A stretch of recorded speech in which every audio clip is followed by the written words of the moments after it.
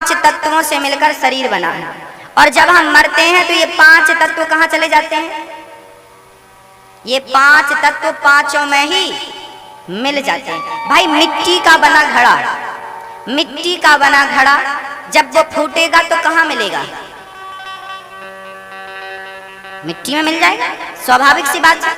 मिट्टी का बना घड़ा जब वो टूटेगा तो मिट्टी में मिल जाएगी। मिट्टी मिट्टी में मिलके एक हो जाएगी कि नहीं?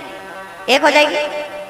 ऐसे ये शरीर 5 तत्वों से मिलकर बना है। जब मरोगे आपको जला दिया जाता है तो आपका ये शरीर 5 तत्वों में विलीन हो जाता है। जहां से बना था वहां समा गया ये शरीर। अब एक प्रश्न और खड़ा हो गया। ये प्रश्न ये है कि शरीर तो यहीं जल जाता है, आत्मा परमात्मा में मिल जाती है। फिर हमने जो पाप किए हैं, हमने जो पुण्य किए हैं, उस पाप और पुण्य का फल कौन भोगेगा? भोक्ता कौन है? अब आपको समझना, ये विषय बहुत कठिन है। अब थोड़ा और जोर लगाइए तो ये बातें क्लियर हो जाएं, क्योंकि ये बातें जल्दी से ना कोई समझा सकता है आपको और ना जल्दी से आप समझ सकते हैं। यहाँ तक लोगों की बुद्धि ही नहीं जाती।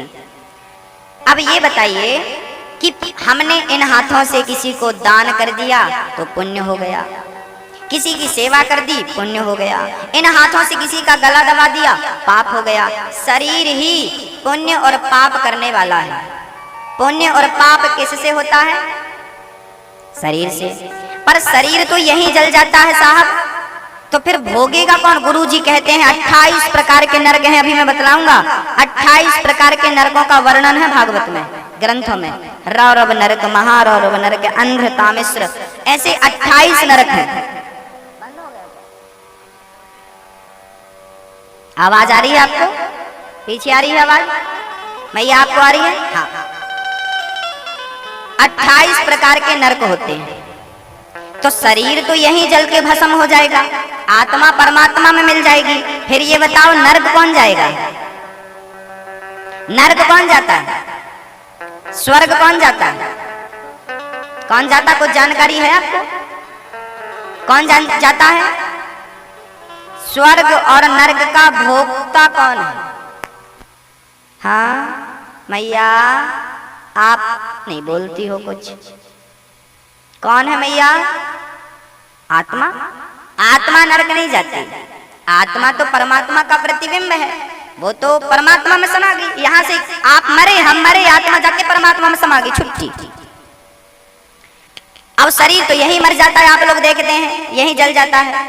तो आत्मा भी सही जगह पहुंच गई, शरीर भी 5 तत्वों में। अब भोगेगा कौन? कौन भोगता है? अब कौन है? थोड़ा जोर लगाओ, दिमाग में जोर लगाओ। कौन है भोगता? आपके पापों का फल कौन भोगेगा? आत्मा नहीं भोगेगी, शरीर नहीं भोगेगा। फिर कौन है? तीसरा भी है कोई इस शरीर में। कौन? वो है, अच्छा इसके पहले एक बात और समझा दूं। आपके शरीर कितने हैं? आपके पास शरीर कितने हैं? आपके शरीर कितने हैं? आपके शरीर होते हैं 2। मैं दोनों साबित करके बताऊंगा आपको। आपको अभी दिखाऊंगा कि आपका एक शरीर ये है और एक शरीर और है। शास्त्र तो कहते हैं 3 शरीर होते हैं, स्थूल शरीर, सूक्ष्म शरीर और कारण शरीर। तो कारण शरीर और सूक्ष्म शरीर ये एक ही है। विद्वान जन इन्हें 2 कहते हैं, बट ये एक है। तो 2 शरीर के बारे में मैं आपको वर्णन करूं। हमारे 2 शरीर होते हैं, एक सूक्ष्म शरीर होता है, एक स्थूल शरीर होता है। तो आप जो बैठे हैं, ये मैया जी बैठी हैं, ये कौन सा शरीर है जो दिख रहा है? ये स्थूल शरीर है। ये शरीर जो आपको दिख रहा है ना, ये स्थूल शरीर है। एक शरीर और होता है जिसका नाम है सूक्ष्म शरीर। वो कब काम करता है? बोले जब आप सो जाते हैं। जब आप सोते हैं तब आप सपना देखते हैं कि नहीं? देखते हैं? आपने कभी ना कभी सपना तो देखा होगा। सपने में आप हरिद्वार चले गए, आज हम तो गंगा नहाए, सवेरे आप बोल रहे हो आज हमने सपने में गंगा स्नान की, आज हम तो हरिद्वार चले गए। अब बताओ कि आप तो लाल माटी में सोए थे, फिर ये सपने में आप हरिद्वार चले गए हो, सवेरे आप बतला भी रहे हो हमें याद है सपना आज हमने देखा हरिद्वार, और आप मिले थे सपने में हमें, ऐसा लोग बताते हैं कभी कभी। तो भैया आप तो घर में खिड़की दरवाजा बंद करके सोए थे, और यहाँ से हरिद्वार तो 24 घंटे का रास्ता है, फिर आप रात में चले भी गए और वापस भी आ गए। तो अब बताइए आप तो कमरे में सोए थे, फिर ये हरिद्वार जाने वाला कौन था? कौन था हरिद्वार? अच्छा, जब आप हरिद्वार में नहा रहे थे तब आपके पास हाथ पांव मुंह पेट पीठ था कि नहीं? हाँ या ना? हाँ था। तो आप तो घर पे सोए थे, शरीर तो घर पे सो रहा है, फिर ये गंगा कौन नहा रहा है? कौन था ये? यही है सूक्ष्म शरीर। ये कौन है? ये आपका दूसरा शरीर है, ये सूक्ष्म शरीर है। एक शरीर है जो घर पे सोया है, एक शरीर है जो गंगा नहा रहा है। तो घर पे सोया है उसका नाम है स्थूल शरीर, और जो गंगा नहा रहा है उसका नाम है सूक्ष्म शरीर। तो आपके कितने शरीर हो गए? दो शरीर हो गए, पर आत्मा तो एक है। अब आप ये बताइए कि आपकी आत्मा उस समय कहाँ थी जब आप सपना देख रहे थे? इस शरीर में थी जो घर पे सोया था, या उस शरीर में थी जो सपना देख रहा था? कहाँ थी आपकी आत्मा? कहाँ थी आपकी आत्मा? क्योंकि आत्मा तो एक है ना। आत्मा कहाँ थी आपके उस समय? कुछ जानकारी है? कभी विचार किया, चिंतन किया? कहाँ थी मैया? कहाँ थी आपकी आत्मा? उस समय हमारी आत्मा उस शरीर में थी जो घर के अंदर सोया था। जो सपना देख रहा था उसके संग आत्मा नहीं थी, तो बिना आत्मा के वो जिंदा कैसे था? हाँ, वो शरीर बिना आत्मा के जिंदा था, क्योंकि उस शरीर के साथ आत्मा नहीं, उस शरीर के साथ आपका मन था। कौन था? आपका मन। सूक्ष्म मन को ही सूक्ष्म शरीर कहते हैं, मन को ही सूक्ष्म शरीर कहते हैं। मन को क्या कहते हैं? सूक्ष्म शरीर। आप जो चिंतन करके सोएंगे, रात में जो विचार करके सोएंगे, आपके सपने में वही चीज आती है कभी कभी। तो मन उस सूक्ष्म शरीर से जुड़ा होता है। अब देखिए, शरीर तो यहीं जल गया, आत्मा परमात्मा में मिल गई, लेकिन आपने जो पुण्य किया है, जो पाप किया है, उस पाप और पुण्य का फल कौन भोगेगा? उस पाप और पुण्य का फल भोगता है वो सूक्ष्म शरीर मन के साथ। इसलिए कबीरदास जी ने कहा है, माया मरी न मन मरा, मर मर गया शरीर, आशा तृष्णा ना मरी, कह गए दास कबीर। ना, मन कभी नहीं मरता। मन की इच्छाएं खत्म करने के लिए ही भगवान ने हमें भेजा था, लेकिन हम मन की इच्छाएं खत्म तो नहीं कर पाए और बढ़ गई, और इसी मन के चक्कर में हम बार बार जन्म लेते हैं। श्री आद्य शंकराचार्य जी ने कहा, पुनरपि जननम पुनरपि मरणम पुनरपि जननी जठरे शयनम, भज गोविंदम गोविंदम भज मूढ़ मते। आद्य शंकराचार्य जी कहते हैं मूढ़ मते मतलब है मूढ़, है मूर्ख, भजन कर भगवान का। भज गोविंदम गोविंदम भज मूढ़ मते। कब भजन करेगा? कब परमात्मा को पाएगा? तेरी उम्र बीत रही है, तेरा समय गुजर रहा है, समय दिनों दिन घट रहा है, और तू अभी तक खर्राटे बजा बजा के सो रहा है। कब जागेगा? उठ जाग मुसाफिर भोर भई, अब रैन कहाँ तू सोवत है, जो सोवत है वो खोवत है, जो जागत है वो पावत है। भारत जी ने जब इस प्रकार का ज्ञान दिया, राजा रहुगण की आंखें खुल गईं और राजा रहुगण चरणों में गिर पड़े। महाराज आप तो कोई ज्ञानी संत हैं। भारत जी ने उन्हें ज्ञान दिया और राजा रहुगण को 28 प्रकार के नरकों का वर्णन सुनाया। आप जैसा पाप करते हैं आपको वैसा दंड परमात्मा देता है।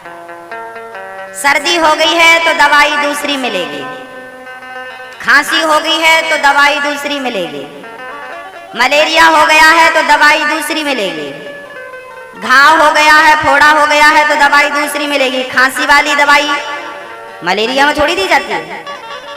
आपको टीबी हो गई है तो दवाई दूसरी मिलेगी, कैंसर हो गया है तो दवाई दूसरी मिलेगी, सब सारी बीमारियों की दवाई अलग अलग है कि नहीं? ऐसे ही सारे पापों के घाट भगवान ने अलग अलग बना रखे हैं। तुमने ये पाप किया, तुमने चोरी करी है, तुमने झूठ बोला है, तुमने किसी को धोखा दिया है, तो रौरव नरक में जाओ। रौरव नरक में क्या व्यवस्था है? बोले वहां पर मावाद की नदियां हैं। मावाद फोड़ा हो जाता है तो फोड़े के अंदर मावाद भरी होती है ना, उसकी नदियां हैं। उस नदी में आपको डुबाया जाता है, वही खाओ, वही पियो, वही रहो, हजारों साल तक पाप का फल भोगते रहो। जब पाप पूरे खत्म हो जाएंगे, जब भोग लेंगे, तो भगवान फिर किसी योनि में डाल देगा। जाओ मनुष्य बन जाओ। तो मनुष्य आप और हम ना, हाँ, 4 प्रकार के मनुष्य होते हैं। बहुत सारे मनुष्य होते हैं जो प्रखर बुद्धि के होते हैं, समझदार होते हैं। 4 जगह से मनुष्य आता है। एक मनुष्य होता है जो डायरेक्ट नरक से आता है ना। नरक में उसके सारे पाप खत्म हो गए, भगवान ने कहा चल पुण्य करने का तुझे मौका दे रहा हूं, मनुष्य का तन दे दिया, ये लो मनुष्य बना के भेज दिया। तो एक मनुष्य वो है जो डायरेक्ट नरक से आया है।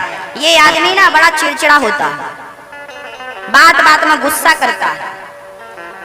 ये आदमी अपने से श्रेष्ठ किसी को समझता ही नहीं। जो व्यक्ति अपने को सबसे ज्यादा श्रेष्ठ समझे, समझ लेना ये डायरेक्ट नरक से भर्ती हुआ है, ये नरक से आया है। एक व्यक्ति होता है जो स्वर्ग से आता है, पुण्य करके स्वर्ग गए, वहां सारे पुण्य खत्म, भगवान ने फिर भेज दिया मनुष्य तन में, जाओ अब अच्छे कर्म करके आओ। तो स्वर्ग से जो व्यक्ति स्वर्ग से आता है वो जरा ब्रांडेड करता है, हमें अच्छे कपड़े पहनना, हम अच्छी जगह पर रहना चाहते हैं, अच्छा खाना चाहते हैं, अच्छा खाना लाओ, अच्छी व्यवस्था लाओ, अच्छा ये लाओ, अच्छा वो लाओ। हाँ तुम अच्छी नहीं हो, हमें गोरी काली पत्नी नहीं, गोरी पत्नी चाहिए, हाँ हमें काला नहीं गोरा चाहिए। ये जो अच्छा ये स्वर्ग से आया है, क्योंकि इसकी आदत अच्छी की हो गई थी ना, तो सब अच्छा देख रहा है। हाँ, जो हमेशा साफ सुथरे कपड़ा पहनता है, जो अच्छे टिप टॉप रहता है, वो स्वर्ग से आया हुआ प्राणी है। यहाँ आए हैं, अब यहाँ कर्म करने आए अच्छे, अच्छा करोगे अच्छा मिलेगा, बुरा करोगे बुरा। ये 2 प्रकार के। तीसरा प्रकार का प्राणी कौन? तीसरे प्रकार के होते हैं वो जो भगवान के बैकुंठ से आते हैं। बैकुंठ से आते हैं, उनमें जैसे तुलसीदास जी, जैसे कबीरदास जी, जैसे सूरदास जी, ये सब बैकुंठ के आए हुए प्राणी हैं। धर्म का प्रचार करके भगवान ने, ये अपने ही लोक से भगवान ने भेजा, यहाँ प्रचार प्रसार किया भक्ति का, और फिर अपने धाम में बुला लिया। और चौथे प्राणी हैं जो गोलोक धाम से भगवान के बड़े निकट आते हैं, जैसे चैतन्य महाप्रभु, जैसे मीराबाई, ये गोलोक धाम से आए हुए हैं, जो भगवान के पास आए, भगवान के पास से आए। और मीराबाई कहाँ समा गई? मीराबाई की कोई समाधि नहीं है भक्तों। मीराबाई अंत समय द्वारिका गई थी और द्वारिकाधीश के चरणों में कीर्तन करती थी। कीर्तन करते करते एक दिन इतना प्रेम जागा मीराबाई के कि द्वारिकाधीश का मुंह खुला और पूरी की पूरी मीरा शरीर सहित द्वारिकाधीश के मुख में समा गई थी। ये कलयुग की घटना है, मीरा की कहीं समाधि नहीं है, मीरा भगवान के मुख में समा गई थी। चैतन्य महाप्रभु, नाम सुना होगा चैतन्य महाप्रभु का। कभी जगन्नाथ धाम गए हैं दर्शन करने? जगन्नाथपुरी, जगन्नाथपुरी में आपने देखा होगा चैतन्य महाप्रभु के उंगलियों के निशान पत्थर में बने हैं, देखा कि नहीं? अभी हम वहीं से आ रहे हैं, जगन्नाथपुरी में कथा थी, अभी 9 जनवरी से लेके 15 जनवरी तक हम वहीं थे। चैतन्य महाप्रभु 18 साल तक जगन्नाथपुरी में रहे हैं। जब पहली बार वो भगवान जगन्नाथ से मिलने आए तो मंदिर के भगवान जहां बैठे हैं ना, उनके सामने पीछे की तरफ एक गरुड़ स्तंभ है, देखा होगा आपने, जहां लोग स्तंभ से गले मिलते हैं। उसी गरुड़ स्तंभ के पीछे के द्वार है। उस द्वार पर जगन्नाथ भगवान को ऐसे देखा, जगन्नाथ भगवान को ऐसे देखा था चैतन्य महाप्रभु ने, तो जिस पत्थर पर खड़े थे और ऐसे उंगली लगाकर देखा तो इतना प्रेम था चैतन्य महाप्रभु के अंदर भगवान के प्रति कि उनकी उंगली पत्थर में धंस गई थी, पत्थर पिघल गया था। आज भी वहां पर उंगलियों के निशान हमें देख कर आया है, आप भी देख सकते हैं। वो उंगलियों के 3 उंगलियों के निशान आज भी हैं। और जिस पत्थर पर वो खड़े थे वो पत्थर आज भी उत्तरी द्वार में, उत्तर द्वार में आज एक छोटी सी मंडप बनाकर वहां उनके चरण चिन्ह रखे हैं श्री चैतन्य महाप्रभु। चैतन्य महाप्रभु जब जगन्नाथ भगवान की रथ यात्रा निकल रही थी तब वो आगे आगे पागलों की तरह कीर्तन करते थे और वो एक ही मंत्र का जाप किया करते थे, हरे राम राम राम हरे हरे। बोलो जरा, हरे राम राम राम हरे हरे, हरे कृष्णा कृष्णा कृष्णा हरे हरे। इस मंत्र का वो जाप कर रहे थे और जाप करते करते चैतन्य महाप्रभु के हृदय में ऐसा प्रेम, ऐसा भाव जागा कि वहां लाखों की भीड़ थी। ये कलयुग की घटना है। जब चैतन्य महाप्रभु वहां से दौड़े कीर्तन करते हुए तो जगन्नाथ भगवान का मुंह खुला और पूरे के पूरे चैतन्य महाप्रभु जगन्नाथ भगवान के मुख में समा गए। इस कलयुग में या तो मीरा या तो चैतन्य महाप्रभु श्रीनाथ भगवान के मुंह में भी समाये थे। भक्तों, चर्चाएं बड़ी अद्भुत। भगवान प्रेम से बिक जाते हैं।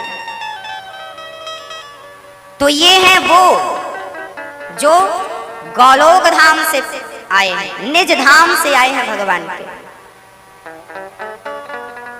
4 जगह से आए हुए प्राणी यहाँ पर देखे और सुने जाते हैं। 28 प्रकार के नरक हैं। जो जैसा पाप करता है उसे वैसे नरक में डाला जाता है। जो व्यक्ति मांस खाता है, मुर्गी, मछली, अंडा, तो वहां पर नरक में बड़ी बड़ी कढ़ाइयां हैं, उसमें तेल उबल रहा है, उसमें आपको जीरे की तरह डाल दिया जाता है और आपको वहां मरता नहीं है कोई, क्या तड़पने की व्यवस्था है, वहां मरता नहीं है कोई। तो मांस खाने वालों की ये हालत होती है। जो पुरुष पर स्त्री को देखता है, जो स्त्री पर पुरुष को देखती है, वो कुंभी पाक नरक में जाता है। वहां लोहे की बनी स्त्री और पुरुष हैं, वो एकदम गर्म हैं आग से। उस स्त्री, लोहे की बनी स्त्री से आपको चिपकाया जाता है, गर्म स्त्री से। स्त्री ने कुदृष्टि डाली पुरुष पर तो उसे पुरुष से चिपकाया जाएगा, पुरुष ने कुदृष्टि डाली स्त्री पर तो उसे लोहे की गर्म स्त्री से चिपकाया जाएगा। कुंभी पाक नरक की व्यवस्था। जो जैसा करता है उसे उस प्रकार के नरक में डाला जाता है। एक महारौरव नाम का नरक है। उस महारौरव नरक में जो व्यक्ति सदा झूठ बोलता है, थोड़े थोड़े से काम के लिए झूठ बोलता है, जो लोगों को धोखा देता है और चुगली करता है, निंदा, उसे उस नरक में डाला जाता है। वहां बड़े बड़े पेड़ हैं, उन पेड़ों के कांटे छुरी जैसे हैं। बेल का कांटा देखा कि नहीं? बेल का कांटा बड़ा मजबूत होता है। ऐसे वहां पर बड़े बड़े कांटे हैं। उस जंगल में आपको नंगे पैर दौड़ाया जाता है और यमदूत कोड़े मारते जाते हैं और आपको दौड़ाया जाता है। पूरा शरीर लहूलुहान होता है और आपको ऐसे तड़पाया जाता है जैसे पानी के बिना यहाँ मछली तड़पती है। एक नरक होता है जिस नरक का नाम है, उस नरक के बारे में आपने खूब सुना होगा, वैतरणी नाम का एक नरक है। उस नरक में यदि कोई चला जाए तो केवल एक ही उपाय है वहां से पार जाने का। यदि आपने जीवन में कभी गौदान किया है तो गाय की पूंछ पकड़ के ही वैतरणी से आप पार हो सकते हैं, अन्यथा आप उस नरक से कभी निकल नहीं सकते। इसलिए मरने के पहले 4 काम कर लेने चाहिए। क्या कर लेना चाहिए? मरने के पहले गौदान कर लेना चाहिए। गाय दान करते हो कि नहीं आप लोग? लोग आजकल ऐसी गाय दान करते हैं कि पंडित जी के घर जाते जाते मर जाती है। सड़ी सी गाय, बीमार गाय ऐसे ऐसे चल रही है। ऐसे गाय दान करोगे नरक जाओगे। या तो दान मत करो, गाय अच्छी गाय दान करनी चाहिए। उस गाय को पहले घर में पालो, गाय की सेवा करो और जवान गाय मजबूत गाय, दूध देने वाली गाय। राजा, एक राजा थे जिन्होंने गाय का दान किया था। इतनी गायों का दान किया था। इक्ष्वाकु वंश के राजा हैं राजा नृग। राजा नृग ने इतनी गाय दान करी कि पृथ्वी की धूल कणों की गिनती हो सकती है, पर उनकी दी हुई गायों का गिनना मुश्किल है। वो गायों के सींग पर सोना और गायों के खुर पर चांदी मढ़वा करके दान करते थे। तो गाय, जवान गाय दान करनी चाहिए, स्वस्थ गाय दान करनी चाहिए। जो दान पुण्य करो ना वो अच्छा करो, या तो करो ही मत। फॉर्मेलिटी नहीं होती, क्योंकि दान जैसा हम करते हैं वैसा हमें फल मिलता है। तो मरने के पहले गाय दान कर लेना, गौ दान। किसी ब्राह्मण को, सुपात्र ब्राह्मण को गौ दान कर लेना।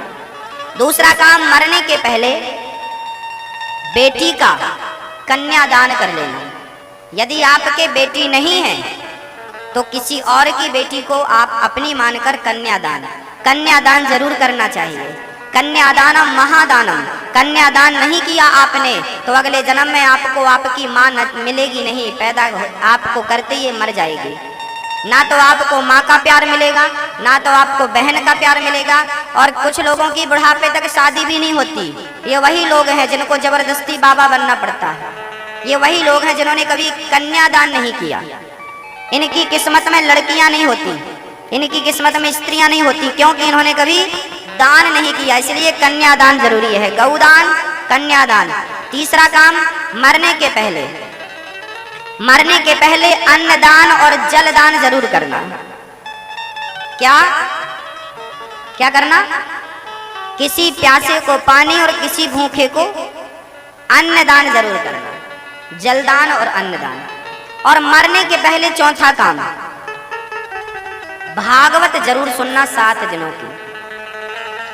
कहते हैं गया श्राद्ध से भी वो गति नहीं मिलती जो गति 7 दिन की कथा से भगवान आपको दे दिया करते हैं। भागवत श्रवण करने से 21 पीढ़ी तर जाती है। ये भागवत में वर्णन है, 21 पीढ़ी।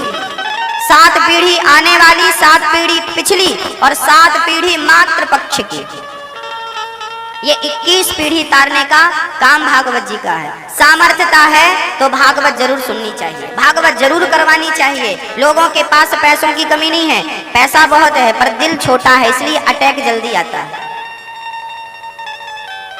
माताओं को अटैक नहीं आता ज्यादा, पुरुषों को ज्यादा आता है, क्योंकि माताओं का दिल बड़ा होता है पुरुषों की अपेक्षा।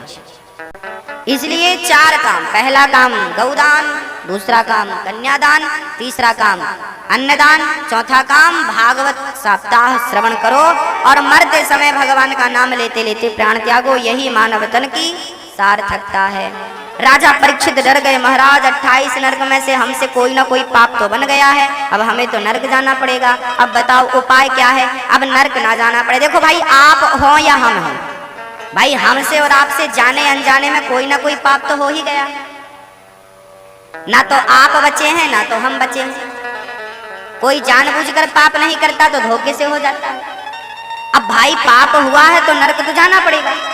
अब परीक्षित चरणों में गिर पड़े, महाराज हमें नरक नहीं जाना, बताओ हम क्या करें? तब सुखदेव जी बोले कि बड़े से बड़ा पापी यदि नरक जाने से बचना चाहता है तो एक ही उपाय है।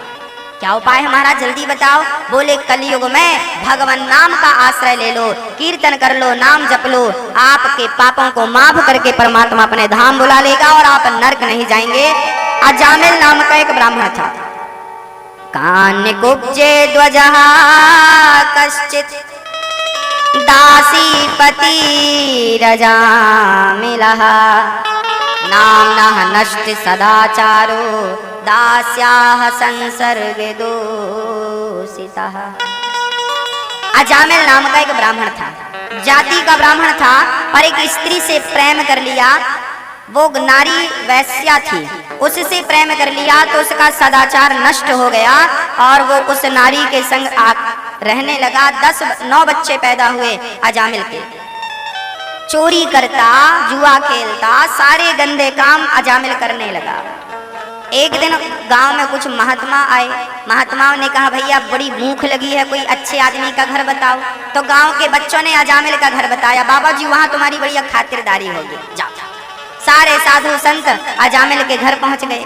अजामिल की पत्नी निकली, संतों को देखते ही उसके मन पवित्र हो गया, चरणों में गिर पड़ी, महाराज मेरे घर का अन्न बड़ा अपवित्र है, आप खाएंगे तो आपकी बुद्धि मलिन हो जाएगी। संत बोले बेटी, गंगा में हजारों नाले मिलते हैं, गंगा नाला नहीं बनती, बल्कि नाला को पवित्र करके गंगा बना दिया करती है। हम तेरा अन्न खाएंगे ना तो तेरा जीवन पवित्र हो जाएगा, हम दूषित नहीं होंगे, ला कच्चा अन्न दे दे। तो उस लड़की ने, उस नारी ने आटा दे दिया, दाल दे दी, गुड़ दे दिया, साग सब्जी दे दी। महात्माओं ने प्रेम से छांव में पीपल की, और वहां पेड़ था, वट वृक्ष था, वहां छांव में भोजन बनाया और भोजन बनाकर अजामिल को दिया। ए अजामिल, यहाँ ये तुम्हारी पत्नी के लिए, ये तुम्हारे लिए, ये प्रसाद पाओ। अजामिल ने डरते डरते प्रसाद पाया। संत जाने के टाइम बोले, अजामिल मैं जा रहा हूं, पर संत तेरे घर खाए हैं तो दक्षिणा तो देनी पड़ेगी, तू मुझे दक्षिणा दे। अजामिल बोला पैसा मांगेगा बाबा। अजामिल बोला खा लिया पी लिया निकल जाओ, कुछ नहीं मिलने वाला, फूटी कौड़ी नहीं देने वाला, भागो यहाँ से। संत बोले पहले सुन तो ले, हमें चाहिए क्या। पत्नी आगे आई, स्वामी जी चुप रहो, हाँ महाराज जी क्या चाहिए। संतों ने कहा देवी तू गर्भवती है, ये जो तेरा बेटा होगा ना 10वां, ये पुत्र होगा, इसका नाम तुम नारायण रख देना, बस यही मेरी दक्षिणा है। संत कहकर चले गए। अजामिल की पत्नी को बेटा हुआ, नाम नारायण रखा, और अब बेटा अजामिल, अजामिल नारायण नारायण जपता, बेटा नारायण यहाँ हो, बेटा बड़ा छोटा बेटा तो लाडरा होता है ना, अजामिल नारायण नारायण नारायण जपने लगा। और जब अजामिल का बुढ़ापा आया, मौत सर पर मड़राई, जब यमदूत आए और यमदूतों ने गले में रस्सी डाली और अजामिल को ले जाने लगे, तब चिल्लाया अजामिल, बेटा दूरे क्रीडन का सक्कम पुत्रम नारायणावयम प्लावितेन स्वरेणोच्चैराजु हावा जितेंद्रिया। बेटा नारायण नारायण, बेटा नारायण को बुलाया। नारायण बेटे ने तो नहीं सुना, परमपिता परमात्मा ने सुन लिया, और भगवान ने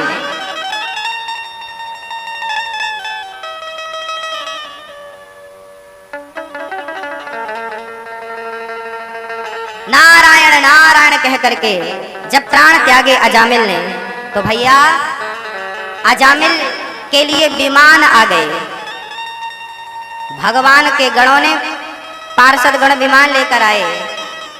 यमदूतों से कहा भाई तुम जाओ यहाँ से। यमदूत बोली ये हमारा ग्राहक है, कहाँ ले जा रहे हो। पार्षद गण बोले ये तुम्हारा ग्राहक नहीं है, मरते समय नारायण का नाम लिया, ये हमारा कस्टमर हो गया। यमदूतों ने बोला इसने जीवन भर पाप किया है, इसे क्यों ले जा रहे हो। पार्षदों ने कहा मरते समय नारायण का नाम ले लिया है इसलिए ले जा रहे हैं। यमदूतों ने कहा इसने भगवान का नाम नहीं, इसके बेटे का नाम इसने बुलाया था। तब पार्षदों ने कहा इसके बेटे का नाम नारायण तो अभी से पड़ा है, मेरे भगवान का नाम नारायण तो अनादिकाल से है, इसके बेटे का नाम इसने लिया तो क्या हुआ, नाम तो मेरे नारायण का लिया। भाई आग में कोई जानबूझकर हाथ डाले तो जलेगा और धोखे से डाल ले, जहर को कोई जानबूझकर पी ले तो मरेगा और धोखे से पी ले। ऐसे भगवान का नाम कोई जानबूझ कर ले या धोखे से ले, उसका कल्याण संभव है, कल्याण होना ही होना है। भगवान का नाम कल्याणकारी